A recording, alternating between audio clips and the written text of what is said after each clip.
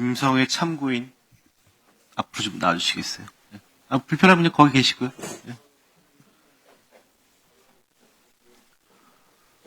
네, 본인 소개 좀 짧게 간략하게 부탁드리겠습니다. 예, 안녕하십니까. 게임정보 채널 주식백과의 김성회입니다. 게임검열 철폐 헌법소원 21만 751명 청구인의 청구인 대표를 맡고 있습니다.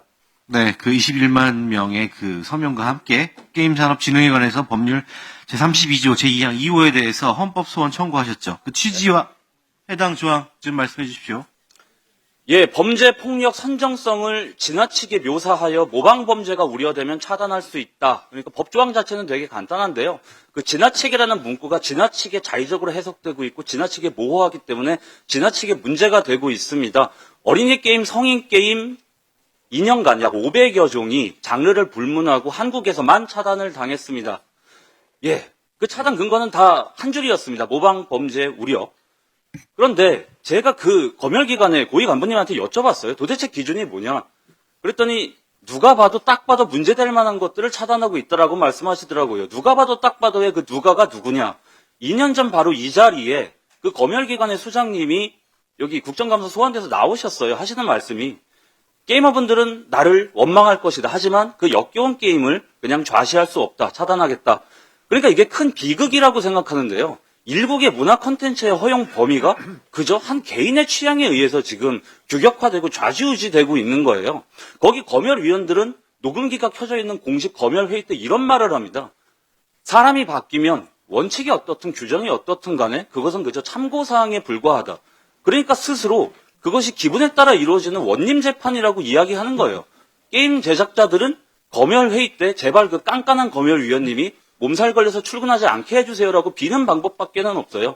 그러니까 랜덤 복불복이고 명확성의 원칙이 위배된다는 겁니다. 그리고 영화 악마를 보았다 보시면은 참 그 차단된 게임들하고는 비교도 할 수 없을 정도로 잔혹하고 엽기적인 범행 장면이 계속 나오는데요. 영화 시청 중에 울렁거려서 나가시는 분도 꽤 많다고 들었습니다. 그 영화 감독이 감옥 갔습니까? 법으로 금지됐습니까? 아니잖아요. 영화 독전은요. 마약 투여 반응, 마약 제조 과정, 마약상들끼리의 고문 장면까지 다 나오는데 15세 관람갑니다. 넷플릭스 드라마 오징어 게임은요. K 콘텐츠의 쾌거라고 말해지는데 그것과 비슷한 내용 그리고 수위는 좀 더 낮은 진짜 게임은 성인도 이용 불가능한 전체 이용 불가 판정을 받습니다. 만약에 오징어 게임의 PD가 게임 제작자였다면 그는 아마 에미상이 아니라 수갑을 찼을 겁니다. 왜냐하면 그 모방범죄가 우려되는 게임을 유통시키면 최대 징역 2년의 범죄자가 될 수도 있거든요. 그러니까 1996년에 영화와 음반은 이미 국가사전검열이 위헌 판결을 받았거든요. 그 게임만 지금 이러고 있습니다. 그 28년의 격차를 1년이라도 좁혀보기 위해서 그 형평성의 문제 그리고 명확성의 문제를 들어서 21만 751명의 게이머분들이 헌법소원을 제기한 것입니다. 이상입니다. 네. 게임물관리위원회 근본적인 문제가 뭐라고 생각하십니까? 근본적인 문제. 예. 그 초헌법적인 검열기관이라는 것 그 자체가 문제입니다. 2006년에 바다 이야기 사태가 있었고 네. 그것 때문에 한국의 게임 산업법이 만들어졌고 그것의 부산물이 바로 게임물관리위원회입니다. 그러니까 태생 자체가 규제를 할 수밖에 없고 바다 이야기 성인 도박물이랑 마인크래프트 같은 건전 게임들을 한 그물로 싸잡아서 규제할 수밖에 없습니다. 네, 그러면은 게임관리위원회가 업계나 이용자들 의견 잘 수렴한다고 생각하십니까? 어떻게 생각하십니까? 예, 전혀 그렇지 않습니다. 실제로 발각된 검열 회의록을 보면은요, 그들은 한국 게임 이용자들을 모방범죄, 사이코패스, 쾌락살인의 취약한 계층으로 보고 있고 게임에 대한 적개심을 드러내고 있습니다. 예, 의견 수렴이 아니고요. 밤을 새고 말씀드릴 수 있는데 사례 딱 하나만 말씀드릴게요. 네, 한 가지만 말씀하십시오. 예, 근데 시간이 많이 부족합니까, 의원님? 좀 드릴 말씀이 있는데. 뭐 다른 증인들도 있으니까 본인 의견만 다 들을 수는 없으니까 간략하게 해주십시오. 네. 예, 그 사례 하나만 말씀드릴게요. 2019년에 주전자닷컴 사태라고 있었어요. 그러니까 게임 사전검열 받으려면 많게는 수십만 원까지 검열비를 내야 되는데 그 초등학생들이 비영리 습작 자작 게임들 6만 종이 국가 사전검열을 받지 않았다는 이유로 한 방에 삭제가 됐습니다. 사실 이거 웹툰으로 비유하자면요.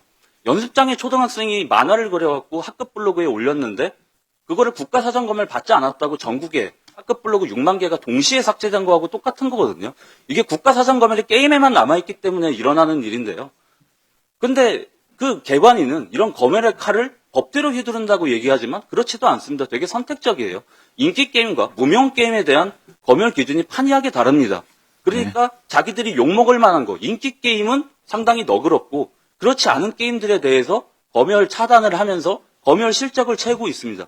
저는 이것이 아주 지극히 행정보신주의적인 그런 행태의 극치라고 생각을 하고 있습니다. 네, 네. 자, 게임물관리위원회. 국정감사 참고인 채택 기사가 나온 이후에 김성애 씨에 대한 사회적인 유해를 끼칠 것이다라는 이야기가 여러 커뮤니티에 올라온 거 아십니까?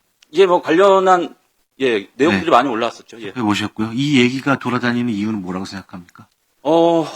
조금 개인적인 이야기일 수도 있습니다만 제가 게임관리위원회하고 좀 평생에 악연이 상당히 많습니다. 거기 과거에 위원장 하셨던 분이 제가 개인적으로 상당히 큰 거짓 음해를 장기간 동안 당해서 좀 위험한 적이 있었는데 근데 개인적인 연루되었다는 얘기를 하러 나온 건 이야기고요. 아니니까. 네. 예, 거기에 더해서 저 한 명의 게이머로서 지금 사우디와 카타르, 쿠웨이트 같은 성적으로 엄격한 이슬람 국가에서도 살 수 있는 게임들을 오직 한국에서만 살 수 없게 만드는 그 근본적인 원인이 규제 일변도의 게임 산업법이고 그 칼을 휘두르는 게임물관리위원회라고 생각하거든요.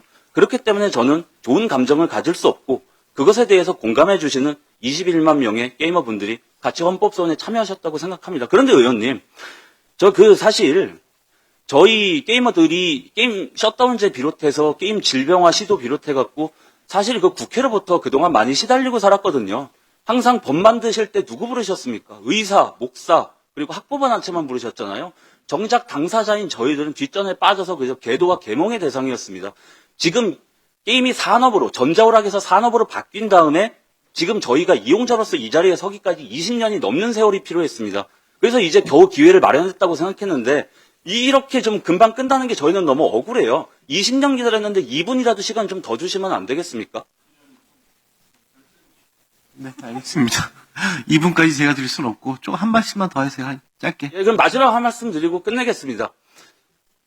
예, 얼마 전에 노벨문학상 한국에서 나왔잖아요. 뭐 한강, BTS, 봉준호 같은 세계적인 예술인들이 나오고 있는데 대중문화인들이 이렇게 말합니다. 1996년 영화 음반에 대한 사전 검열이 폐지된 이후 그것을 시발점으로 해서 한국 콘텐츠의 부흥이 시작되었다. 그러니까 이번 게임도 게임에만 있는 사전 검열 폐지되어서 그것을 시발점으로 돈만 많이 버는 게임사 사장님들 말고 존경받는 그런 게임 제작자들도 많이 탄생하기를 기원해 봅니다. 게임정보 채널 주식백과의 김성우였습니다. 감사합니다.